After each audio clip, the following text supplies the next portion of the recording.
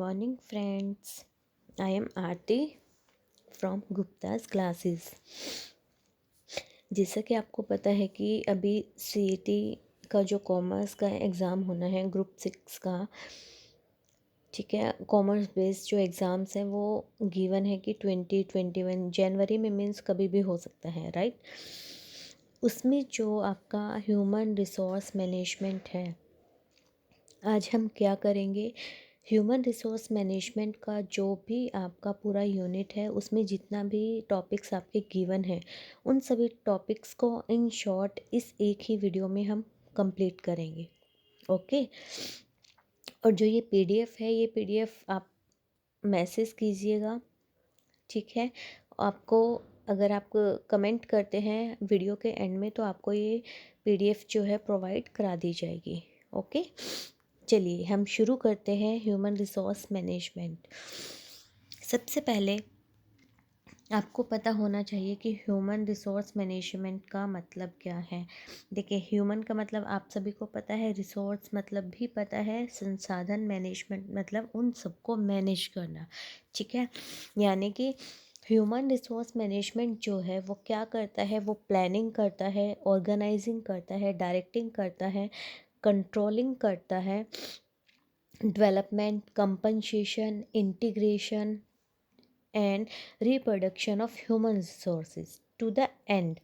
यानी कि लास्ट तक क्या करता है, ह्यूमन रिसोर्सेज की जितने भी आपको नीड है, क्या करना है, कितनी नीड है, सब कुछ प्लानिंग से लेकर मेंटेनेंस तक सारे काम ह्यूमन रिसोर्सेज से रिलेटेड कौन करता है, ह्यूमन रिसोर्सेज मैनेजमेंट। ओके। अब देखिए, जो ह्यूमन रिसोर्सेज मैनेजमेंट है उसका एवोल्यूशन कैसे हुआ, यानी कि सबसे पहले आपके पास क्या था, उसके बाद आपके पास क्या था, और बाद में आपके पास क्या आया, ठीक है। ये आपको ये पता होना चाहिए कि सीक्वेंस में कैसे कैसे ये शुरू हुए हैं, ठीक है। वैसे सबसे पहले वेलफेयर ऑफिसर होता था, ठीक है। फिर लेबर मैनेजर हुआ, फिर पर्सोनल मैनेजमेंट आया, पर्सोनल मैनेजमेंट के बाद ह्यूमन रिसोर्स मैनेजमेंट आया, और एट प्रेजेंट जो अब चल रहा है वो आपके पास है स्ट्रेटेजिक मैनेजमेंट, राइट, ठीक है। अब आगे देखिए, एक वे और गिवन है, उसमें क्या दिया हुआ है, सबसे पहले employee welfare, then personnel administration आया। इनका जो ये टाइम पीरियड है, इसको जस्ट आप एक रिवाइज कर लेना, जिससे आपके थोड़े से माइंड में सेट हो जाए कि हाँ, इस टाइम से इस टाइम तक ये व्यू चल रहा था। देन पर्सोनल मैनेजमेंट, जब पर्सोनल मैनेजमेंट था तो उसके बाद वो एचआरएम में चेंज हुआ, पर्सोनल एचआरएम में, ठीक है। फिर एचआरएम एक डिफरेंट टॉप वो बन गई यूनिट, देन स्ट्रेटेजिक एचआरएम आ गया। ओके, आगे देखिए। अब जो आपके पास एचआरएम जब आया, उसके डिफरेंट डिफरेंट जो थी वो अप्रोचेज आई थी, राइट। सबसे पहले अप्रोचेज क्या थी उस टाइम में, इंडस्ट्रियल रेवोल्यूशन। ये किसने दिया था, एडम स्मिथ ने दिया था, ठीक है। एडम स्मिथ ने दिया था, और इनकी बुक का नेम है वेल्थ ऑफ नेशन। ये बहुत इंपॉर्टेंट है, क्वेश्चंस डायरेक्टली पूछ लिए जाते हैं। सेकंड नंबर पे फिर इसके बाद सबसे पहले इंडस्ट्रियल रेवोल्यूशन था, देन साइंटिफिक मैनेजमेंट आया। साइंटिफिक मैनेजमेंट किसने दिया था, एफ डब्ल्यू टेलर ने, ये भी आपको पता होना चाहिए। Next industrial psychology, then human resource approach. अब देखिए, जो ह्यूमन रिसोर्स अप्रोच आई उससे रिलेटेड कौन कौन से पर्सन है, रॉबर्ट ओवन, ठीक है, ह्यूजो, मुन्सबर्ग, वाटर वॉल्टर ड्रिल, ये आप एक मैरी पार्कर फॉलेट जो है ये इम्पोर्टेंट है, ठीक है। डगलस मैकग्रेगर, ये जो है ये पर्सन ह्यूमन रिसोर्स अप्रोच से रिलेटेड थे, ठीक है, ठीक है। इसके बाद आपके पास आ जाता है ह्यूमन रिलेशन अप्रोच, ठीक है। ह्यूमन रिलेशन अप्रोच क्या, ये ह्यूमन रिलेशंस पे ज़्यादा जोर देती थी, ठीक है। इसमें कौन कौन से हैं, इसमें आपका था एल्टन मायो, ये बहुत इंपॉर्टेंट नेम है। ये भी पूछ लिया जाता है कि एल्टन मायो ने कौन सा एक्सपेरिमेंट किया था, वो था हावर्थियन एक्सपेरिमेंट, वेस्टर्न इलेक्ट्रिक कंपनी में, ठीक है। इसके बाद जब ह्यूमन रिलेशन बन गए, देन उसके बाद क्या आया, behavioural science approach. Behavioural science approach जो बिहेवियर पर ज़्यादा जोर देती थी, इसमें कौन कौन है, अब्राहम माल्सो Maslow, Frederick Herzberg, Douglas McGregor, ठीक है, और चेस्टर आई बर्नार्ड। ये सारे पर्सन्स जो हैं बिहेवियरल साइंस अप्रोच से रिलेट करते हैं। नेक्स्ट आपके पास आया था कंटीजेंसी एंड सिस्टम अप्रोच, ठीक है। क्योंकि जो हमारा HRM था वो पहले मैनेजमेंट का ही पार्ट था, बाद में उसको क्या किया गया, अलग किया गया। Okay, next. अब देखिए इंडिया में जो है वो HRM को किस वे में हम देखा जाता है, कब इसकी शुरुआत हुई थी। देखो इंडिया में जो है सबसे पहले पर्सनल मैनेजमेंट की शुरुआत हुई थी कब, 1920 में। फिर 1931 में established royal commission on labour, एक रॉयल कमीशन बनाया गया लेबर से रिलेटेड, उसकी किसकी चेयरमैनशिप में, JH विटले की। कमीशन ने जॉबर रोकने के लिए, ठीक है, काम किया और appoint low labour in factories, और लेबर्स को जो है फैक्ट्री में अपॉइंट किया। यहाँ तक क्लियर हुआ। ये था HRM का थोड़ा सा स्टार्टिंग की, HRM कैसे आया, पहले किस वे में था, अब किस वे में है, और अभी करंटली क्या है, ठीक है। अब इसके बाद आपके पास आ जाता है ह्यूमन रिसोर्स प्लानिंग, ठीक है। ह्यूमन रिसोर्स प्लानिंग में क्या होता है, मैंने बताया कि जो ह्यूमन रिसोर्सेज हैं, यानी कि जो लेबर है, जो भी humans as a resource work करते हैं, उन सबको प्लानिंग करना, ठीक है। अब देखिए ह्यूमन रिसोर्स जो प्लानिंग होती है, सबसे पहले हम उसमें क्या करते हैं, डिटर्मिनेशन ऑफ ऑब्जेक्टिव्स। सबसे पहले हमें ऑब्जेक्टिव्स को डिटरमाइन करना होता है, ठीक है। हम उसके बाद knowledge of current human resources, उसके बाद जो हमारे पास करंट में प्रेजेंट हैं उन ह्यूमन रिसोर्सेज की नॉलेज हमें होनी चाहिए कि हमारे पास एट प्रेजेंट कितने हैं और हमें कितने की नीड है। Third, estimation of requirement of HR techniques. अब हमें उसके बाद ये एस्टिमेशन लगाना पड़ता है कि जो ह्यूमन रिसोर्स हैं उनको रिक्वायर हम कहाँ से करेंगे, कौन कौन सी टेक्निक्स को हम यूज़ कर सकते हैं। आपके पास डायरेक्ट और इनडायरेक्ट 2 टेक्निक्स गिवन है, ठीक है। इसके बाद आपके पास आ जाता है एक्सपेक्टेशन रिलेटेड टू जॉब। इसके बाद जो ह्यूमन रिसोर्सेज आपको लेना है उसकी क्वालिफ़िकेशन क्या होगी, यानी कि जो जॉब है, जॉब के अकॉर्डिंग उसकी क्या क्या हमें क्वालिफ़िकेशन चाहिए। फिर formation of plans related to company, plans बनाना कंपनी से रिलेटेड, ठीक है। देन ट्रेनिंग एंड डेवलपमेंट से रिलेटेड प्लान्स बनाएंगे। फिर इम्प्लीमेंटेशन, फिर हम क्या करेंगे, प्लानिंग को जो हमने बनाई है उसको इम्प्लीमेंट कर देंगे। देन लास्ट में इवेल्युएशन या evolution of HR planning, check करना कि जो प्लानिंग हमने की थी उसके अकॉर्डिंग वर्क हो रहा है या नहीं हो रहा है। ये सब देखना, ये पूरा जो प्रोसीजर है ये किस में आ जाता है, आपका HRP, ह्यूमन रिसोर्सेज प्लानिंग, ठीक है। क्लियर यहाँ तक, ओके। अब देखिए एक टॉपिक, एक चीज़ और बताती हूँ मैं आपको। जो HRM ह्यूमन रिसोर्स मैनेजमेंट है उसमें हम HRM तक पहुँचे कैसे, ठीक है। सबसे पहले आपके पास था कॉमोडिटी, कॉमोडिटी कंसेप्ट में क्या था, इसमें ह्यूमन को एक कॉमोडिटी की तरह यूज़ किया जाता, उनकी जो फीलिंग्स होती थी उनको इग्नोर किया जाता था, ठीक है। नेक्स्ट, प्रोडक्शन कंसेप्ट, ठीक है। इसके बाद आता है प्रोडक्शन कंसेप्ट। इस कंसेप्ट में क्या होता था, यह मानना कि हमें ज़्यादा से ज़्यादा प्रोडक्शन कराना है, चाहे वो किसी भी वे में हम कराएं, ठीक है। थर्ड आपके पास आ गया था फिर पैटर्नलिस्टिक। इसमें क्या था, इसमें धीरे धीरे थोड़ा सा क्या हुआ, वेलफेयर स्कीम्स आई, धीरे धीरे उनकी, मतलब कि जो ह्यूमन रिसोर्सेज हैं उनके प्रति केयर हुआ, उनके कल्याण से रिलेटेड स्कीम्स बनाई गई, ठीक है। ये आपका थर्ड में था। नेक्स्ट आपका आ जाता है ह्यूमैनिटेरियन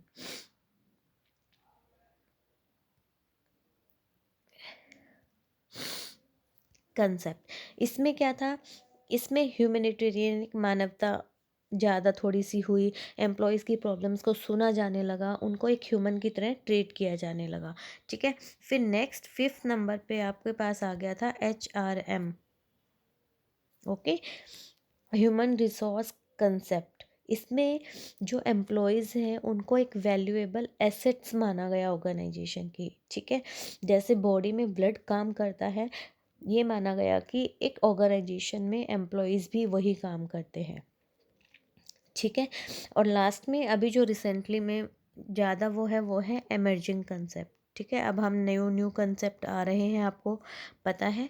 ठीक है, तो ये था ह्यूमन रिसोर्स मैनेजमेंट का एवोल्यूशन, यानी कि सबसे पहले ह्यूमन जो रिसोर्सेज तो होते थे उनको एक कमोडिटी की तरह माना गया, फिर प्रोडक्शन, फिर paternalistic, humanitarian and then human resource concept आया। Okay, is it clear? देखिए, अब इसके बाद आपके पास जो टॉपिक है वो है रिक्रूटमेंट। रिक्रूटमेंट आप सभी को पता है कि ये एक प्रोसेस है जिसमें हम सर्च करते हैं प्रोस्पेक्टिव एम्प्लॉयज़ का, यानी कि जो आने वाले टाइम में हमारे कंपनी के एम्प्लॉय हो सकते हैं, उनको सर्च करना। ठीक है, अब रिक्रूटमेंट का साइकिल कैसे होता है, देखिए, सबसे पहले प्रिपेयर करते हैं, देन सोर्सिंग किन किन सोर्स से होगा, फिर उनकी स्क्रीनिंग किया जाएगा, देन सिलेक्ट किया जाएगा, हायरिंग किया जाएगा, फिर ऑन बोर्डिंग, फिर उनको काम पर लगा दिया जाएगा। ठीक है, अब जो लेटेस्ट में न्यू मॉडल है आपके पास, न्यू मोड है रिक्रूटमेंट का, वो है आउटसोर्सिंग, बाहर से करना। ठीक है, ओके, देखिए, अब आपके पास आ जाता है रिसेंट ट्रेंड्स इन रिक्रूटमेंट। सबसे पहले ई रिक्रूटमेंट, आपको पता है कि जो हम इलेक्ट्रॉनिक इंटरनेट के मीडिया से हम करते हैं, आउटसोर्सिंग भी बाहर से लेकर आना। ठीक है, ओके, इसका नेक्स्ट आपके पास आ जाता है वॉचिंग एंड ट्रेडिंग। इसमें क्या होता है, इसमें जो पहले से कर्मचारी को पहले से प्राप्त वेतन और लाभ से अधिक वेतन सुविधाएं देकर, मतलब कि इसमें क्या होता है, काम जो क्या होता है कहीं और काम कर रहा है उसको ज़्यादा सैलरी और ज़्यादा उसका लालच देकर क्या करते हैं, हम अपनी कंपनी में बुला लेते हैं। ठीक है, ओके, इसको हम बोलते हैं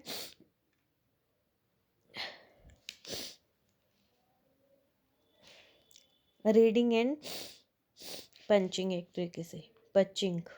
ओके, नेक्स्ट आपके पास आ जाता है बूमरैंगिंग। इसमें क्या होता है, इसमें भी वही जो कंपनी छोड़कर हमारे यहाँ से एम्प्लॉयज़ जा चुके हैं, उन्हें दोबारा से वापस लेके आ जाते हैं।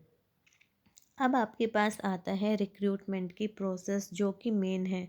ठीक है, जो क्लियर नहीं है ये मैं बता रही हूँ, बोल रही हूँ, यहाँ से आप क्लियर कर लीजिएगा। ओके, अब देखें, जो फर्स्ट और ऑल हम प्रोसेस में क्या करते हैं, रिक्रूटमेंट की पॉलिसीज़ बनाते हैं। ठीक है, ये पॉलिसी बनाना कि जो हम रिक्रूटमेंट कर रहे हैं वो इंटरनली करेंगे, एक्सटर्नली करेंगे, ये सब डिसाइड करना। सेकंड आता है forecast of man power recruitment. इसमें हम मैन पावर का रिक्रूटमेंट का जो है फोरकास्ट करते हैं कि हमें किस किस सोर्स से कितने कितने मैन पावर को रिक्रूट करना है। ठीक है, आगे सोर्सेज ऑफ रिक्रूटमेंट, इसमें सोर्सेज को डिसाइड करना। हमारे पास 2 टाइप्स के सोर्सेज हैं, इंटरनल एंड एक्सटर्नल। इंटरनल में क्या होता है, इंटरनल में हम कंपनी के अंदर से ही करते हैं।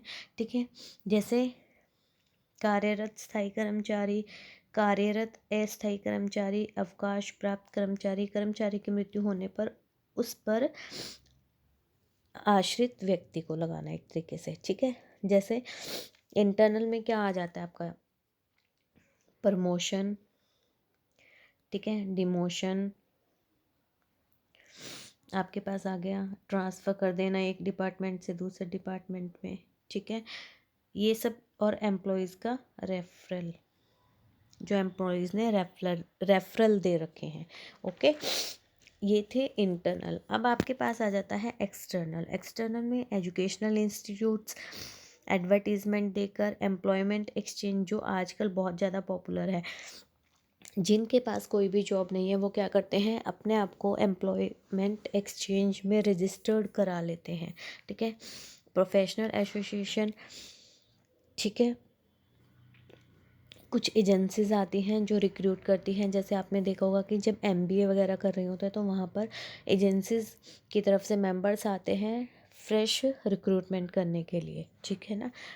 कैजुअल एप्लीकेशन देकर, ट्रेड यूनियंस बने होते हैं, लेबर कॉन्ट्रैक्टर्स जैसे हमें कॉन्ट्रैक्टर्स होते हैं उनको बोल के हम लेबर को बुला सकते हैं, ठीक है। Recruitment at employees companies gate, company के गेट के बाहर हम लगा देते हैं कि इस, आपने देखा होगा कि लिखा होता है कि 12th पास 2 लड़कों की ज़रूरत है, इस टाइप से, राइट। आगे आपके पास आ जाता है friends and relatives at of present employee, जो प्रेजेंट में एम्प्लॉयज़ काम कर रहे हैं उनके फ्रेंड्स और रिलेटिव्स को, ठीक है। ये सब आपके थे एक्सटर्नल। इसके बाद हमारे पास आ जाता है प्रोसेस का फोर्थ पार्ट, क्या है, मेथड्स और टेक्निक्स ऑफ रिक्रूटमेंट। हमने सोर्सेज कर लिया, उसके बाद हम देखेंगे कि हम कौन सा मेथड यूज़ करेंगे, डायरेक्ट मेथड यूज़ करेंगे, इनडायरेक्ट करेंगे, या थर्ड पार्टी मेथड यूज़ करेंगे। फिर नेक्स्ट लास्ट आ जाता है रिव्यू ऑफ रिक्रूटमेंट प्रोग्राम। जो भी हमने पूरा रिक्रूटमेंट प्रोग्राम बनाया है उसका रिव्यू लेना कि वो उसी के अकॉर्डिंग काम कर रहा है या नहीं कर रहा है। ओके, ये था आपका रिक्रूटमेंट। क्या आपको क्लियर हुआ? ओके, इसके बाद हमारे पास आ जाता है सिलेक्शन, ठीक है। इसके बाद हमारे पास क्या आ जाता है, सिलेक्शन। सिलेक्शन क्या है, सिलेक्शन भी, एक मिनट रुकिए। देखिए, सिलेक्शन, सबसे पहले हमें सिलेक्शन का मतलब पता होना चाहिए। सिलेक्शन क्या है? सिलेक्शन में हम क्या करते हैं, ये एक ऐसा प्रोसेस है जिसमें जो हमारे पास रिक्रूटमेंट में बहुत सारे पर्सन्स की एप्लीकेशंस आई हैं, उसमें हमें क्या करना है, जिस जॉब के लिए हमें पर्सन चाहिए उस जॉब के लिए सूटेबल और राइट कैंडिडेट को चूज़ करना, ठीक है। Means right person at right job. Okay, अब ये किसके बाद किया हमने, रिक्रूटमेंट के बाद होगा, ठीक है। अब आपके पास ये आ जाता है कि सिलेक्शन और रिक्रूटमेंट में से नेगेटिव प्रोसेस कौन सा है, ठीक है। अब देखिए, जो आपके पास रिक्रूटमेंट है वो क्या है, पॉजिटिव प्रोसेस है। उसमें हर किसी पर्सन को अप्लाई करने का राइट होता है, वो एप्लीकेशन भेज देते हैं। बट सिलेक्शन क्या है, एक नेगेटिव प्रोसेस है, क्योंकि यहाँ पर सिर्फ हम क्या करते हैं, एलिजिबल, सूटेबल और राइट कैंडिडेट को ही जॉब देते हैं, बाकी सबको रिजेक्ट कर देते हैं, ठीक है। ओके, अब देखिए, अब इसके बाद हमारे पास क्या आता है, हमारे पास आ जाती है इसकी प्रोसेस, ठीक है। सबसे पहले हम क्या करते हैं, रिसिप्ट्स ऑफ एप्लीकेशंस। जब हमने रिक्रूटमेंट किया तो हमारे पास उसमें क्या था, हमें अप्लाई करने के लिए उनको मोटिवेट करना, यानी कि एप्लीकेशन देने के लिए। अब सिलेक्शन में हमारे पास सबसे पहला प्रोसीजर क्या हुआ, हमने एप्लीकेशंस को रिसीव किया, ठीक है। उसके बाद प्रीलिमिनरी इंटरव्यू होगा, फिर देन ब्लैंक एप्लीकेशंस होंगी, उसके बाद होंगे रिटन टेस्ट। अब देखिए, कुछ जॉब्स में क्या होते हैं, रिटन टेस्ट भी लिया जाता है। इन रिटन टेस्ट में डिफरेंट डिफरेंट टेस्ट आ जाते हैं। जैसे पहले आ जाता है पर्सनैलिटी टेस्ट, इसमें फिजिकल और ड्रेसिंग सेंस आप देखोगे। अचीवमेंट टेस्ट, यानी कि जो अचीवमेंट्स हैं उनको ऑपरेट करना आता है या नहीं आता है। इंटेलिजेंस टेस्ट, रीजनिंग, जीके वगैरह, आपको पता है कि उसको ये चीज़ें हम चेक करते हैं। इंटरेस्ट, यानी कि जिस फील्ड में वो के लिए उसने अप्लाई किया उसमें उसका इंटरेस्ट कैसा है। और एप्टीट्यूड टेस्ट, स्किल्स वगैरह, ये सारी चीज़ें उसकी चेक की जाती है। फिर एम्प्लॉयमेंट इंटरव्यू होता है, फिर एक पैनल जो है पूरा इंटरव्यू लेता है, ठीक है। फिर रेफरेंस चेक, जो जो जिसके थ्रू आता है यानी कि या जो भी है उसका रेफरेंस चेक किया जाता है, रेफरेंस। फिर फिजिकल एग्जामिनेशन होता है, देन फाइनल डिसीजन लिया जाता है और फिर उसको प्लेसमेंट मिल जाती है। ठीक है, ओके। ये था आपका सिलेक्शन। अब इसके बाद हमारे पास क्या आ जाता है, हमारे पास एक आ जाता है आपके पास डिफरेंस रिक्रूटमेंट एंड सिलेक्शन में। ठीक है, रिक्रूटमेंट का मीनिंग क्या था, process of finding and attracting qualifying applicants, find करना और अट्रैक्ट करना। इसमें process of short listed candidates assembling and there final hiring decision, यानी कि शॉर्ट लिस्ट करना, उनको हायर करना। प्रायोरिटी, ये इनिशियल प्रोसेस है, पहला प्रोसेस है, ये फाइनल बाद का है। टाइम, ये कब शुरू हो जाती है, जब कंपनी में हमें फील होता है कि नई रिक्रूटमेंट की ज़रूरत है। ठीक है, एप्लीकेशन रिसीव, एंड कब हो जाती है, जब एप्लीकेशन रिसीव होती है। ठीक है, ये एप्लीकेशन रिसीव होने के बाद शुरू होती है और जब हम हायर कर लेते हैं उसके बाद क्या हो जाती है, एंड हो जाती है। ठीक है, लेवल, किस लेवल पर, लोअर लेवल मैनेजर्स करते हैं इसमें, मिड और टॉप लेवल मैनेजर्स डील करते हैं सिलेक्शन को। ठीक है, कम एंड बाय, इसमें इनवाइट्स यानी कि कम, ये क्या कहता है, आओ, और ये क्या कहता है, बाय, यानी कि जो रिजेक्टेड कैंडिडेट्स हैं उनको ये बाय बोलता है। अप्रोच, मैंने बताया था अभी, जो रिक्रूटमेंट है वो एक पॉजिटिव अप्रोच है और जो सिलेक्शन है वो एक नेगेटिव अप्रोच है। ओके, इसके बाद हमारे पास आ जाता है ट्रेनिंग। ठीक है, ट्रेनिंग में हमारे पास देखिए क्या है, ट्रेनिंग का मतलब क्या होता है, पहले हमें पता होना चाहिए कि ट्रेनिंग का मतलब क्या होता है। ठीक है, एक पर्सन को ट्रेन करने की प्रोसेस, ट्रेनिंग। ट्रेनिंग मतलब एक आईएनजी लगा है, मीन्स प्रोसेस तो है, बट किस चीज़ की, किसी भी एक पर्सन को ट्रेन करना। ठीक है, इसमें हमें पता है दो पार्टीज होती हैं, एक होता है ट्रेनर, एक होता है ट्रेनी। ओके, ट्रेनी जो ट्रेनिंग लेता है, ट्रेनर जो ट्रेनिंग देता है। ठीक है, ट्रेनिंग का सिंपल सा क्या मतलब हुआ कि एक पर्सन में वो स्किल्स डेवलप करना, उसको नॉलेज देना जिसकी उसे ज़रूरत है। ओके, ठीक है।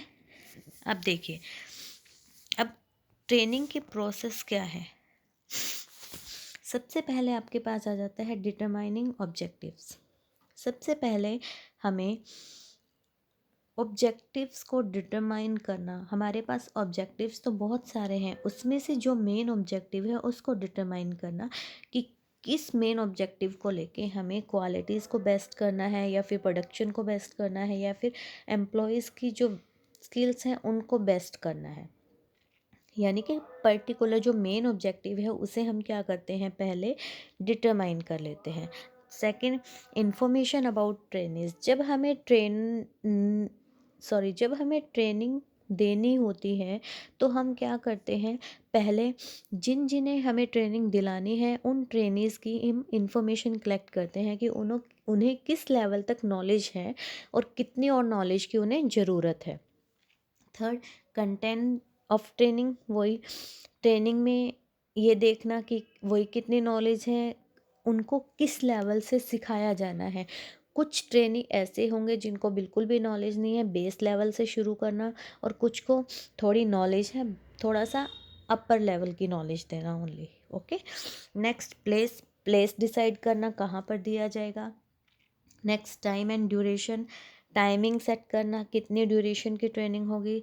मेथड ऑफ ट्रेनिंग, जब टाइम और ये सब कुछ चेक हो जाएगा फिर मेथड, किस मेथड से हम ट्रेनिंग देंगे, ऑन द जॉब ट्रेनिंग उनको देंगे, ऑफ द जॉब देंगे। देन सेलेक्टिंग द ट्रेनर, अब उसके बाद जब हम मेथड सेलेक्ट कर लेते हैं उसके बाद हम मेथड्स के अकॉर्डिंग ही ट्रेनर्स को सिलेक्ट करेंगे। ठीक है, फिर ट्रेनिंग को इम्प्लीमेंट कर देंगे। Then evaluation of training program, फिर प्रोग्राम को पूरा चेक करेंगे कि जो प्लानिंग हमने की है उसके अकॉर्डिंग रन हो रहा है या नहीं, अगर नहीं तो उसमें क्या क्या चेंजेस होने हैं, क्या प्रॉब्लम आ रही है, वो सब कुछ हम चेक करेंगे। ओके, ये आपके पास है ट्रेनिंग की प्रोसेस। इसके बाद हमारे पास आ जाता है टाइप्स ऑफ ट्रेनिंग। अब देखिए टाइप्स ऑफ ट्रेनिंग में क्या आता है हमारे पास कि जो ट्रेनिंग है उसके डिफरेंट टाइप्स होते हैं। सबसे पहले आता है इंट्रोडक्शन ट्रेनिंग। इंट्रोडक्शन ट्रेनिंग किसके लिए होती है? न्यू एम्प्लॉयज़ के लिए, कि उन्हें अपने आप को एक ऑर्गेनाइजेशन में कैसे इंट्रोड्यूस करना है। ठीक है। जॉब ट्रेनिंग बोथ न्यू और ओल्ड, यानी कि जब चेंज आते हैं कंपनी में या ऑर्गेनाइजेशन में, कोई चेंज आते हैं, तब यह सिखाया जाता है। जैसे पहले इनडायरेक्ट टैक्स था, फिर जीएसटी आया, तो पहले लोगों को क्या थी? इनडायरेक्ट टैक्स से रिलेटेड इन्फॉर्मेशन थी, फिर उनको जीएसटी से रिलेटेड प्रॉपर इन्फॉर्मेशन देने के लिए उन्हें ट्रेनिंग दिया गया। ओके। रिफ्रेशर ट्रेनिंग, रिफ्रेशर यानी कि जो ओल्ड एम्प्लॉयज़ हैं उनको नई टेक्निक्स या नई चीज़ें सिखाने के लिए रिफ्रेशर ट्रेनिंग होती है। स्किल ट्रेनिंग, स्किल ट्रेनिंग कोई स्पेसिफिक स्किल को डेवलप करने के लिए हो जाती है। ग्रुप ट्रेनिंग, जिसमें पूरे ग्रुप को ट्रेन किया जाता है। डाइवर्सिटी ट्रेनिंग, जैसे आपका एक एरिया बेस्ड है, ठीक है, लेकिन आपको दूसरे फील्ड्स में भी थोड़ी थोड़ी नॉलेज होनी चाहिए उस फील्ड्स की नॉलेज देने के लिए। ओके। प्रमोशन ट्रेनिंग, जब प्रमोशन का मतलब होता है जब एक पर्सन का जो है लेवल अप हो जाता है, उसे जैसे क्लर्क था, क्लर्क से वो टीम मैनेजर बन गया, ठीक है, तो उसके लिए उसे ट्रेन करना। सेफ्टी ट्रेनिंग रिस्की वर्क के रिगार्डिंग होती है। रिमीडियल ट्रेनिंग, जैसे कुछ गलत किया उसे सही करने के लिए ट्रेनिंग करना, ठीक है। बिहेवियर और परफॉर्मेंसेस में जैसे कुछ कमियां हैं उनको दूर करने के लिए उसको ट्रेनिंग देना, राइट। इसके बाद आपके पास आ जाते हैं मेथड्स ऑफ ट्रेनिंग। ठीक है। मेथड्स ऑफ ट्रेनिंग में क्या आएगा? दो हैं आपके पास। देखिए मेथड्स ऑफ ट्रेनिंग में आपके पास दो हैं, एक है ऑन द जॉब, एक है ऑफ द जॉब। ठीक है, पहले हम करेंगे on the job. On the job में क्या है? इसमें जब जॉब पर रहकर ही ट्रेनिंग दी जाती है। सबसे पहले कोचिंग, ठीक है। कोचिंग में क्या होता है? इसमें जब हम जॉब कर रहे हैं उसी टाइम में हमें कोई कोच एक चेक करता है, और अगर हम कोई मिस्टेक कर रहे हैं वो उसी टाइम में हमें सिखा देता है। स्पेशलिस्ट भी उसी वर्क में होते हैं। मॉनिटरिंग सुपरविजर, सुपीरियर भी हो सकता है और हमारे इक्वल भी हो सकता है, ठीक है। वर्कशॉप, जैसे काम के बीच बीच में लगते हैं, 2-3 दिन का वर्क डेमो दिया जाता है, एक्सपर्ट्स आते हैं, ये सारी चीज़ें उसमें डेवलप हो जाती है। ट्रेनिंग सेंटर्स भी होते हैं। कमेटी असाइनमेंट, जैसे 3 या 4 पर्सन की एक कमेटी बनाई जाती है, उनको क्या करते हैं? हम प्रोजेक्ट दे देते हैं, ठीक है। और प्रोजेक्ट बनाने के दौरान उन्हें उससे रिलेटेड जो भी काम होते हैं उसके लिए उनको ट्रेन कर दिया जाता है। जॉब रोटेशन, जॉब रोटेशन जो होता है वो होता है हॉरिजेंटली, यानी कि एक ही लेवल पर जॉब चेंज करके, ठीक है। इसके बाद आता है जे आई टी मतलब जॉब इंस्ट्रक्शन ट्रेनिंग। ये भी स्टेप बाय स्टेप चलती है, सिक्वेंशियल फॉर्म में होते हैं, पहले step then second then third. उसके बाद आता है अप्रेंटिसशिप। अप्रेंटिस एक्ट जो आया था वो 1961 में आया था। ओके। इसमें क्या किया जाता था? इसमें लॉन्ग टर्म जो ट्रेनिंग होती है उसमें ट्रेनिंग के साथ साथ रेमुनरेशन भी दिया जाता है, ठीक है। मोस्टली इसको कौन यूज़ करता है? फैक्ट्री और इंडस्ट्रियल डिपार्टमेंट वाले इसको यूज़ करते हैं, ठीक है। ये आपकी थी ऑन द जॉब ट्रेनिंग्स। अब आपके पास आ जाती है ऑफ द जॉब ट्रेनिंग। सबसे पहले आते हैं कॉन्फ्रेंसेस। अब देखिए जो कॉन्फ्रेंसेस होती हैं ये क्या होती हैं? इनमें लार्ज नंबर ऑफ पर्सन्स और थ्योरेटिकल नॉलेज ये सब दिया जाता है, ठीक है। आपस में वो कंसल्ट करते हैं, उनको पूरा टाइम दिया जाता है। लेक्चर और सेमिनार ये भी जॉब पर रहकर नहीं किया जाता, इसके लिए हमें पर्टिकुलरली जॉब से छुट्टी लेकर या जो दूसरी जगह पर सेमिनार्स और लेक्चर्स के लिए जाना पड़ता है। Third one is role playing. Role playing, जैसे सेल्स मैनेजर होते तो आप क्या करते? आपका वर्क अप लेवल कर दिया जाए तो आप क्या करते? जैसे मूवी थी ना नायक मूवी में वो एक दिन के लिए उसको रोल प्ले करने का मौका मिला था सीएम बनने का, ठीक है ना। उस टाइप से केस स्टडी में हमारे पास एम्प्लॉयज़ को कोई केस दिया जाता है उससे रिलेटेड वो पूरा स्टडी करके उसको सॉल्व करने के लिए, ठीक है। इंटर्नशिप शॉर्ट टाइम के लिए होती है। अप्रेंटिस के लिए तरीके से होती है, लेकिन उसमें रेमुनरेशन दिया जाता है, इसमें रेमुनरेशन नहीं मिलता। इसके बाद वेस्टिबुल ट्रेनिंग और सिंडिकेट ट्रेनिंग। वेस्टिबुल क्या होता है? वेस्टिबुल का मतलब होता है कि ऑर्गेनाइजेशन के बाहर ही एक, जैसे हम वो बना देते हैं ना पूरा डमी टाइप के एक मॉडल बना देते हैं, उस मॉडल से हम उन्हें दिखाते हैं कि यहाँ पर क्या क्या काम होता है, कैसे काम होता है, वो सारी चीज़ उनको सिखाई जाती है। Next, programmed instruction method. इसमें भी supervisor step by step training देता है कंप्यूटर में, जैसे एक सॉफ्टवेयर प्रोग्राम डाल दिया, ठीक है, उसमें पूरा वो हो जाता है कि पहले हमें ये करना है, सेकंड नंबर पे ये करना है, थर्ड नंबर पे ये करना है। ई लर्निंग नेट के थ्रू आप देखते हो, ठीक है। Classroom training, proper class join करके कोई ट्रेनिंग लेना, ठीक है। ये आपका apprenticeship training on the job में भी आ जाता है, ओके। इसके बाद हमारे पास आ जाता है जॉब एनालिसिस, ठीक है। इसके बाद हमारे पास क्या आ जाएगा? Job analysis. अब देखिए, जो हमारे पास जॉब एनालिसिस है, जॉब एनालिसिस एक प्रोसेस है studying a job to determine which activity और रिस्पॉन्सिबिलिटीज इट इंक्लूड्स। यानी कि ये देखना कि कौन कौन सी एक्टिविटीज़ और रिस्पॉन्सिबिलिटीज़ इंक्लूड हैं एक जॉब में, ठीक है। ये सब चेक करना क्या होता है? ये जॉब एनालिसिस होता है, ठीक है। अब आपके पास जो जॉब एनालिसिस है, जॉब एनालिसिस में जॉब से रिलेटेड पूरी इन्फॉर्मेशन होती है। जॉब एनालिसिस को आप दो पार्ट्स में डिवाइड करते हो। एक इसमें आ जाता है जॉब डिस्क्रिप्शन और एक जॉब स्पेसिफिकेशन, ठीक है। आपके पास इसमें दो चीज़ें आ जाती हैं, जॉब डिस्क्रिप्शन और जॉब स्पेसिफिकेशन, ठीक है। अब देखिए आगे,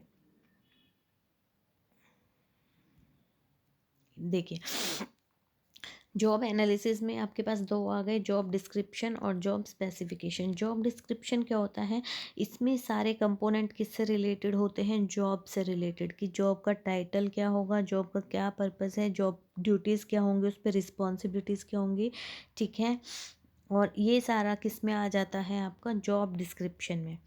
सेकंड आपके पास आ जाता है जॉब स्पेसिफिकेशन। ये एम्प्लॉयज़ की स्पेसिफिकेशन से रिलेटेड है कि उसको कितना एक्सपीरियंस है, फिजिकल, इमोशनल, क्वालिफिकेशन क्या है उसकी, टेक्निकल कैसे है, कम्युनिकेशन स्किल कैसी हैं और उसकी क्वालिटीज़ कैसी हैं। ये सारा किस में आ जाएगा? जॉब स्पेसिफिकेशन में आपके पास आ जाएगा, ठीक है। ये आपका था जॉब डिस्क्रिप्शन, जॉब एनालिसिस। इसमें आपके पास दो चीज़ें आ गई, ठीक है, वो हमने कर लिया। इसके बाद आपके पास आ जाता है प्रोसेस ऑफ जॉब एनालिसिस, ठीक है। सबसे पहले आ जाता है ऑर्गेनाइजेशनल एनालिसिस। सबसे पहले हम क्या करते हैं? जो ऑर्गेनाइजेशन है उसको एनालाइज करते हैं, फिर जॉब एनालिसिस प्रोग्राम बनाते हैं, फिर डिसाइड करना कि जॉब एनालिसिस इंफॉर्मेशंस को यूज़ करना है, ठीक है, इंफॉर्मेशंस डिसाइड करना, फिर सिलेक्ट करना representative job for analysis, okay. यानी कि कुछ जॉब जो बाकी जॉब्स को रिप्रेजेंट करती हैं उन्हें एनालाइज करना, फिर जॉब डिज़ाइन को क्या करना? अंडरस्टैंड करना, फिर डाटा को कलेक्ट करना, फिर डेवलप करते हैं जॉब डिस्क्रिप्शन और प्रिपेयर करते हैं जॉब स्पेसिफिकेशन, ओके। इसके बाद आपके पास आ जाते हैं मेथड्स और टेक्निक्स ऑफ जॉब एनालिसिस। सबसे पहले है डायरेक्ट ऑब्जर्वेशन मेथड। इसमें क्या करते हैं? ऑब्ज़र्व करने कि जॉब के लिए कैसा पर्सन चाहिए और उसकी क्या क्वालिफ़िकेशन होनी चाहिए, सब कुछ ऑब्ज़र्व करना डायरेक्टली, ठीक है। फिर वर्क मेथड एनालिसिस। इसमें क्या करते हैं? यूज़ टू डिस्क्राइब मैनुअल और रिपीटेटिव प्रोडक्शन जॉब्स। इसमें जैसे उनके टाइम एंड मोशन स्टडी देख लेना, ये चीज़ें, स्पीड की टाइम कितना चाहिए, सब कुछ थोड़ा सा वर्क से रिलेटेड। फिर क्रिटिकल इंसिडेंट। इसमें उसके पूरा क्रिटिकल, गुड बैड सब कुछ अच्छे से चेक करना। Interview method face to face introduction करके, इंटरेक्शन करके हम क्या करते हैं, उससे क्वेश्चंस करके जॉब एनालाइज करते हैं, ठीक है। Then questionnaire method, questionnaire method में हम क्या करते हैं, एक क्वेश्चनर प्रिपेयर कर लेते हैं। इसकी भी अलग अलग 6 टेक्निक्स दी हुई हैं। PAQ मॉडल, PAQ मॉडल मतलब पोजीशन एनालिसिस क्वेश्चनर, ठीक है। FJA मतलब फंक्शनल जॉब एनालिसिस, ठीक है। Next WPS work profile system, कितना वर्कलोड है ये सब चीज़ें चेक करना। उसके बाद मोएसिक मॉडल, देन CMQ आएगा यहाँ पर, सॉरी, कॉमन मैट्रिक क्वेश्चनेयर। फिर FJAS यानी कि फ्लिशमैन जॉब एनालिसिस सिस्टम, क्या आएगा, फ्लिशमैन जॉब एनालिसिस सिस्टम, ठीक है। इसमें देखिए जो आपके पास एक इम्पॉर्टेंट है ये मोएसिक मॉडल, ये क्या है, एक न्यू मॉडल है, ठीक है। जॉब एनालिसिस से रिलेटेड जो इन्फॉर्मेशन होता है वो सुपीरियर से ले लेता है। इसमें कुछ टास्क होते हैं, जैसे इसमें 151 जो है वो जॉब टास्क है जो जॉब से रिलेटेड है, और 22 ऐसे टास्क हैं जो कंपिटेंसी यानी कि उसकी योग्यताओं से रिलेटेड है, ठीक है। इसमें कितने हैं, 151 जॉब से रिलेटेड है और 22 जो है वो योग्यताओं से रिलेटेड है, ओके, ठीक है। और इसकी कुछ टेक्निक्स भी गिवन है, ठीक है, ओके।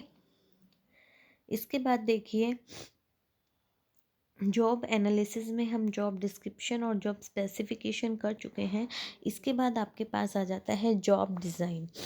जॉब डिज़ाइन जो है वो प्रोसेस है, जैसे जॉब को कैसे परफॉर्म करेंगे, जिसमें ऑर्गेनाइजेशन के जो वर्क और परफॉर्मेंसेस होते हैं उनको स्पेसिफिक जॉब को करने का डिज़ाइन, यानी कि किस जॉब को कैसे किया जाएगा उसे डिज़ाइन करना, ठीक है।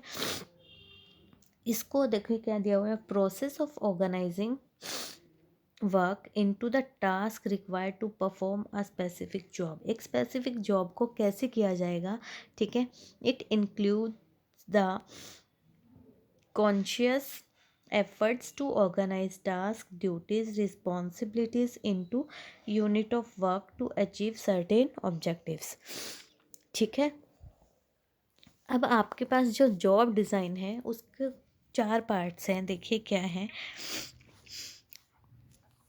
पहला है job simplification, job rotation, job enrichment और जॉब एनलार्जमेंट, ठीक है। जो जॉब सिंप्लीफिकेशन है इसमें क्या होता है, the process of remaining work from existing in order to make them more focused. इसमें क्या होता है, सिर्फ एक जॉब पर ही फोकस किया जाएगा, जो एक्स्ट्रा टास्क होंगे उनको रिमूव किया जाएगा, ठीक है। जो टास्क वर्कलोड को इंक्रीज़ कर रहे हैं लेकिन वैल्यू इंक्रीज़ नहीं हो रही है उनसे, तो उन वाले टास्क को रिमूव किया जाएगा। सिर्फ इसका ऑब्जेक्टिव क्या है, वर्क मेथड्स को इम्प्रूव और डेवलप करके देखना जिनसे आउटपुट तो मैक्सिमाइज हो और एक्सपेंडिचर क्या हो जाएगा, मिनिमाइज। इसके बाद आता है जॉब रोटेशन। रोटेशन एक सिस्टमेटिक मूवमेंट है। इसमें क्या करते हैं, एक जॉब से दूसरी जॉब पर रोटेट करते हैं एम्प्लॉय को, जैसे, लेकिन ऑर्गेनाइजेशन सेम रहेगा, ओके। जैसे कैसे करते हैं हम इसमें, उसे ट्रेनिंग करके, ठीक है, ट्रेनिंग देकर उसकी स्किल्स को इम्प्रूव करके हम क्या कर लेते हैं, उसको रोटेट कर देते हैं। इसके बाद आपके पास आ जाता है जॉब एनरिचमेंट। अब देखिए ये दोनों बहुत इम्पोर्टेंट हैं। क्वेश्चन आ जाता है कि एनरिचमेंट क्या होता है और एनलार्जमेंट क्या होता है। सबसे पहले जॉब एनरिचमेंट, इसमें क्या होता है, एक मिनट,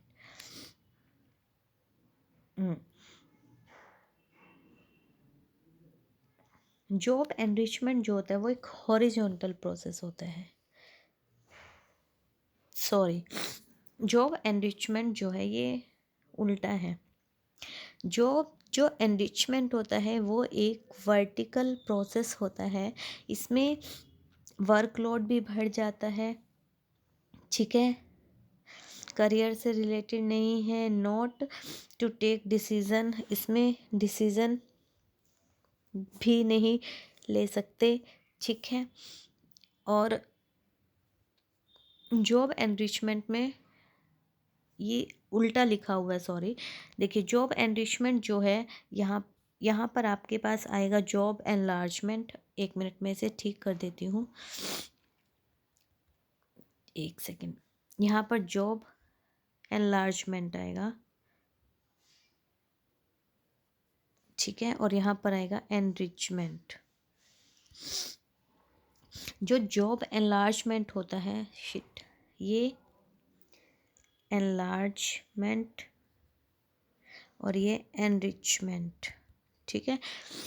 जो जॉब एनलार्जमेंट होता है वो एक हॉरिजॉन्टल प्रोसेस होती है, यानी कि जैसे एक लेवल है इसी लेवल में चेंज कर देना, ठीक है।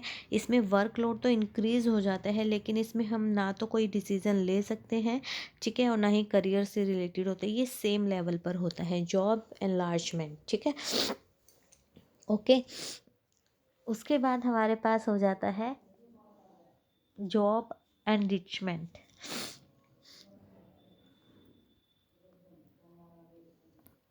ये एक वर्टिकल प्रोसेस है, इसमें क्या होता है, पोस्ट ऊपर चली जाना ऐसे, ठीक है।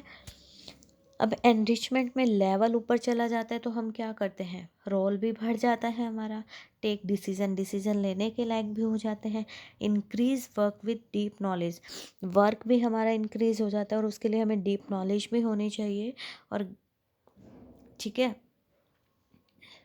Okay, clear. ये उल्टा लिखा गया, यहाँ पर जॉब एनलार्जमेंट होता है, एनलार्जमेंट एक ही लेवल पर होता है, और एनरिचमेंट जो होता है वो लेवल अप हो जाता है, हायर रैंकिंग पोजीशन मिल जाती है, ठीक है, क्लियर। इसको आप सही कर लेना, ओके। इसके बाद नेक्स्ट हमारे पास आ जाता है परफॉर्मेंस अप्रेजल, ओके।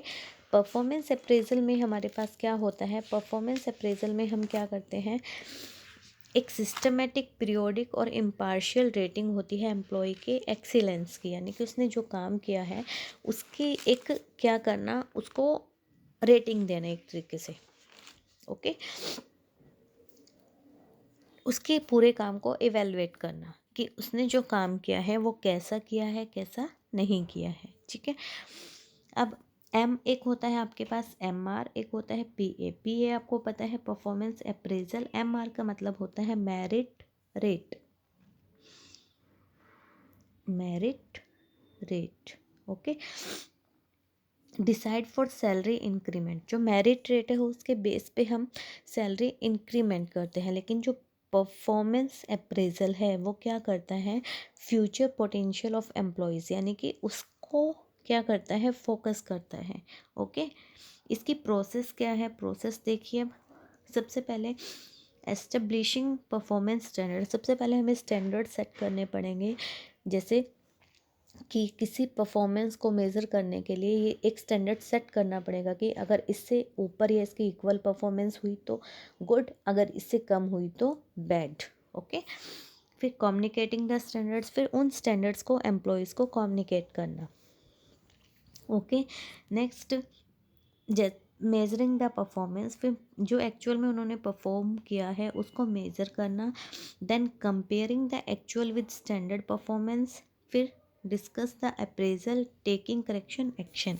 अब देखिए इसको एक एग्जांपल से समझते हैं, जैसे एक फैक्ट्री में 60 यूनिट्स का हमने क्या बनाया, स्टैंडर्ड सेट किया, ठीक है, स्टैंडर्ड हमने सेट करा, फिर उसने एक्चुअल में 50 यूनिट्स बनाई हैं, ठीक है, उसकी परफॉर्मेंस कितनी आई है, 50 यूनिट्स। फिर हम एक्चुअल जो है और जो हमने स्टैंडर्ड सेट किया उनको क्या कर रहे हैं, कंपेयर कर रहे हैं, यानी कि उसने कितनी यूनिट्स कम बनाई हैं, 10 यूनिट्स कम बनाई हैं, उसके अकॉर्डिंग हम डिस्कस करेंगे, और जो 10 यूनिट्स उसने कम बनाई है उसका रीज़न क्या है, उसके लिए हम करेक्टिव एक्शन भी लेंगे, ओके। इसके बाद हमारे पास आ जाते हैं प्रॉब्लम्स इन परफॉर्मेंस अप्रेजल्स, उसमें क्या क्या प्रॉब्लम्स आती हैं, ठीक है, क्या क्या प्रॉब्लम्स हमारे पास आती हैं। देखिए, एक आपके पास है हेलो इफ़ेक्ट। हेलो इफ़ेक्ट का मतलब क्या होता है, देखिए, एक होता है हेलो, एक होता है हॉर्न। हेलो में क्या होता है, किसी भी एम्प्लॉय के एक पॉजिटिव रिव्यू को देखकर, एक पॉजिटिव करेक्टरिस्टिक्स को देखकर उसका, उससे रिलेटेड एक बेस बना लेना कि ये पॉजिटिव है, ओवरऑल जो इम्प्रेशन उसका है वो पॉजिटिव है, और उसको पॉजिटिव रेटिंग देना, ये है हेलो इफ़ेक्ट। और हॉर्न इफेक्ट में जो होता है, एक नेगेटिव एस्पेक्ट या करेक्टरिस्टिक्स के बेस पे उसको ओवरऑल नेगेटिव समझ लेना, नेगेटिव रेट देना, ठीक है। नेक्स्ट है स्टीरियोटाइपिंग। स्टीरियोटाइपिंग में क्या होता है, इसमें एक परसेप्शन माइंड में लेकर चलते हैं। जैसे कुछ लोगों के माइंड में सेक्स को लेकर, कास्ट को लेकर, रेट, एज को लेकर, रिलीजन को लेकर कुछ वो मान लेता है कि इस रिलीजन के लोग तो ऐसे होते हैं, ठीक है, एक स्टीरियोटाइपिंग। सेंट्रल टेंडेंसी, किसी, मतलब कि किसी की कमिटमेंट या इन्वॉल्वमेंट को अवॉइड करने के लिए सभी को एवरेज रेटिंग देना, ठीक है। मीन्स सेंट्रल टेंडेंसी मतलब सेंटर लेके चलना कि इतनी तो हमने देनी ही देनी है, ना ज़्यादा हाई देनी है ना ज़्यादा लो देनी है। कांस्टेंट एरर, कांस्टेंट एरर में भी क्या होता है, जैसे एक इवेलुएटर्स जो होते हैं कुछ लीनियंट से होते हैं, यानी कि कुछ स्ट्रिक्ट्स होते हैं, कुछ लीनियंट होते हैं, यानी कि कुछ उदार नेचर के होते हैं जो कंटेंट कम होने पे भी मार्क्स दे देते हैं, वो उनकी कांस्टेंट है, यानी कि जो लीनियंट है वो मार्क्स से ही देंगे, और जो थोड़े से स्ट्रिक्ट वो मार्क्स काटेंगे ही काटेंगे, चाहे उसने पूरा लिखा हुआ है, कुछ इस नेचर के होते हैं। पर्सनल बायस, यानी कि वही, जैसे एक वो नहीं होता चमचागिरी वाला, जैसे जो चमचागिरी ज़्यादा करता है, एक टीचर के लिए ही ले लो, जैसे एक टीचर है, उसका जो जो स्टूडेंट उसके आगे पीछे उसकी, हाँ, और उसकी ज़्यादा तारीफ़ करता है, कुछ ऐसे होते हैं, वो उसको ज़्यादा मार्क्स देते हैं, और जो थोड़े से उससे चिढ़ते हैं तो उसको वो कम मार्क्स दे देते हैं, ऐसा होता है। आगे है स्प्लिट ओवर इफ़ेक्ट, यानी कि जब पास्ट परफॉर्मेंस और प्रेजेंट परफॉर्मेंस को इफ़ेक्ट करती है। स्प्लिट ओवर यानी कि हमारी पीछे की कोई भी परफॉर्मेंस है वो हमारी प्रेजेंट की परफॉर्मेंस पर इफ़ेक्ट डालती है, ठीक है, वो होता है स्प्लिट ओवर इफ़ेक्ट। रिसेंसी, अभी रिसेंट में जैसे कई बार क्या होता है कि सैलरी इंक्रीजिंग का टाइम आ रहा है, और उसी टाइम हम कुछ ऐसा काम कर देते हैं कि वो जो गलत हो, तो वही गलत काम, यानी कि रिसेंट में हुआ हमारे साथ, जो भी हमारे साथ हुआ है या जो हमने किया है, उसको बेस बनाकर परफॉर्मेंस अप्रेजल करना, ठीक है, ये होता है रिसेंसी इफ़ेक्ट। ये थे परफॉर्मेंस अप्रेजल में क्या क्या प्रॉब्लम्स आती हैं, ठीक है। अब इसके बाद आपके पास सिलेबस में टॉपिक है इंडक्शन। देखिए, इंडक्शन क्या होता है, इंडक्शन में होता है कि एक पर्सन जब ऑर्गेनाइजेशन में आता है तो वो अपने आप को कैसे इंट्रोड्यूस करेगा। Induction is the process of receiving welcoming an employee when he first join the company, ठीक है, यानी कि जब कोई फर्स्ट ज्वाइनिंग करता है उसको वेलकमिंग, रिसीविंग वेलकमिंग का प्रोसेस है, and giving his basic information he needs to settle down quickly and happily and start work, और उसको सारी बेसिक इन्फॉर्मेशंस देना जिसकी उसे ज़रूरत है सेटल डाउन होने में, ओके। इसके ऑब्जेक्टिव्स क्या होते हैं, to help the newcomer to overcome his shyness, वही उसकी शाइनेस, नर्वसनेस को ख़त्म करना, कैसे एक न्यू एनवायरनमेंट में न्यू पीपल्स के साथ मीटिंग करने में जो है उसको दूर करने में उसकी हेल्प करना, ठीक है। To give newcomer necessary information such as location of cafe, rest period etcetera, ठीक है, उसे जो थोड़ी सी नेसेसरी इन्फॉर्मेशन होती है कि कैफ़े कहाँ पर है, शुरू में जब कोई न्यू एम्प्लॉय होता है तो इसे इन सब की नॉलेज नहीं होती, इन सब की नॉलेज देने में उसकी हेल्प करना।